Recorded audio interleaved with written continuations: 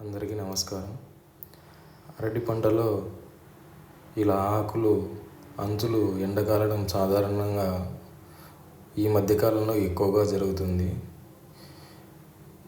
దీనికి ముఖ్యమైన కారణము భూమిలో పొటాసు లోపం వల్ల ఇలా జరుగుతుంది. మనము పొటాసు ఎంత అందించినా కూడా ఇలా జరుగుతూనే ఉందని కొంతమంది రైతులు వ్యక్తం చేస్తున్నారు.